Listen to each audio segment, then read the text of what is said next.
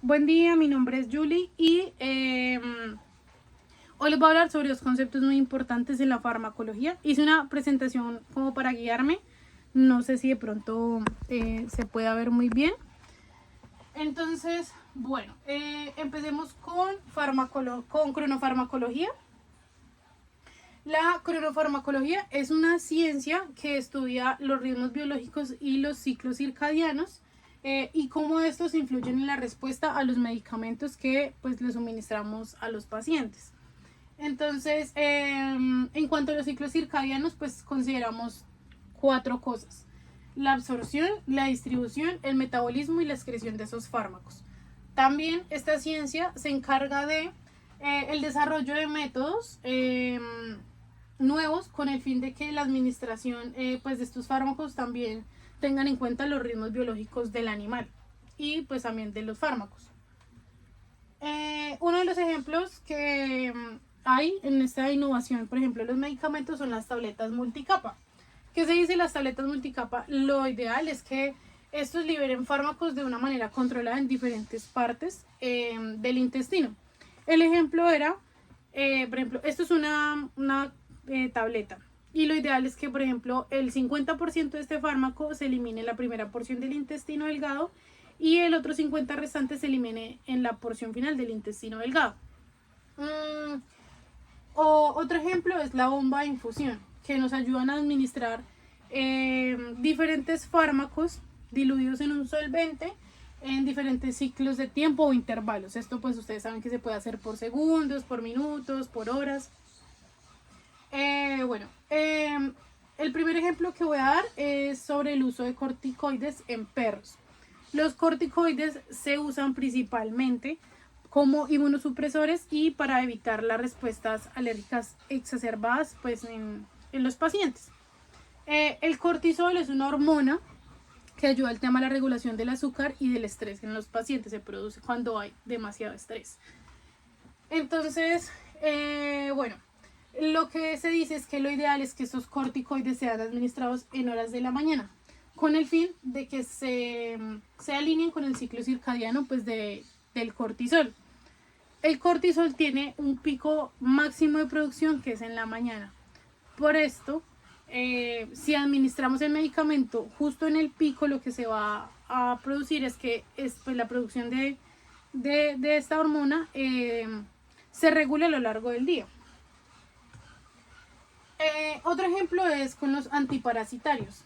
Se recomienda que estos pues, se administren junto con el alimento, porque cuando hay ingesta de alimento, pues la idea es que haya un aprovechamiento de los nutrientes.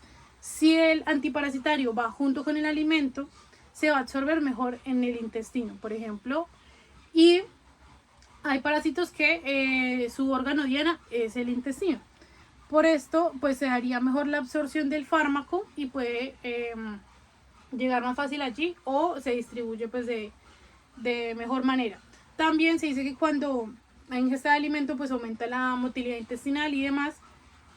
Estas poblaciones de parásitos se van a acumular gracias a todo eso, y cuando llega el fármaco pues el fármaco va a tener como una mayor acción en la mayoría de la población de parásitos que queremos eliminar y pues puede actuar correctamente. El último ejemplo es con el uso de la insulina en pacientes diabéticos. Ustedes saben que los pacientes diabéticos tienen problemas con la producción de la insulina. ¿Cuál es la función de la insulina? Coger toda la glucosa que proviene de los alimentos, llevar a las células para que ésta sea pues aprovechada. ¿Cómo es pues cómo es la forma ideal de administrar esta insulina? Lo ideal es que sea al momento del alimento, durante o después del alimento. ¿Por qué? Porque si nosotros la administramos antes de, el cuerpo no va a tener los niveles suficientes de glucosa para pues que sean utilizados.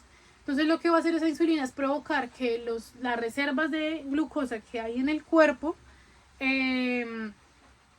sean utilizadas por la insulina, y esto va a causar una hipoglucemia en el paciente que puede ser muy grave.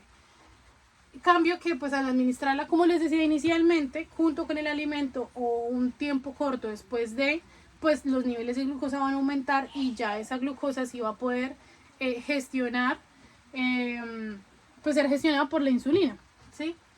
Esto pues también depende del tipo de insulina. Hay insulina de vida corta, de vida media y vida intermedia. Esto pues ya depende del criterio del médico veterinario, del paciente, la dieta. Bueno, y el otro concepto es la farmacogenética. La farmacogenética se encarga de estudiar cómo las variaciones genéticas que tienen nuestros pacientes influyen en la respuesta a los fármacos. Analiza cómo los genes afectan el metabolismo de los pacientes y también se encarga de personalizar o nos ayuda a personalizar esos tratamientos farmacológicos dependiendo pues las mutaciones de estos pacientes. El primer ejemplo es con el gen MDR1 en perros de raza de pastoreo. ¿Cuáles son estas razas? Border Collie, pastor australiano, pastor alemán, bueno, hay muchas razas. Entonces, ¿qué hace este gen? Este gen codifica una proteína que se llama la P-glicoproteína que ayuda a expulsar los fármacos de las células, específicamente de células que se encuentren en el cerebro y en el intestino. Si administramos, por ejemplo, ivermectina, ¿qué pasa? La ivermectina se va, atraviesa la barrera hematoencefálica, pero ella necesita salir para ser nuevamente pues excretada y eliminada finalmente del cuerpo. Como no tenemos esta proteína, no va a haber esa correcta. Entonces, como les decía, no va a haber una correcta excreción de ese fármaco y es donde van a empezar los efectos secundarios, como las epilepsias, la letargia del paciente y finalmente pues lo peor que puede pasar es que este fármaco se acumule y pues cause un efecto tóxico en el cuerpo y el paciente muera. El segundo ejemplo es el uso de la codeína en felinos.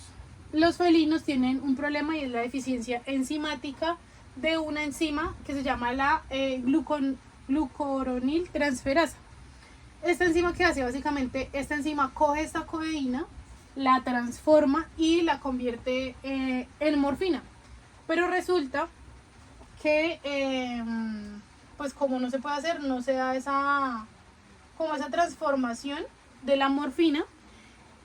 Y el problema es que pues ustedes saben que la morfina sirve como analgésico, ¿sí? Entonces lo que puede hacer es que o se prolonga ese efecto analgésico y el paciente se puede ver letárgico.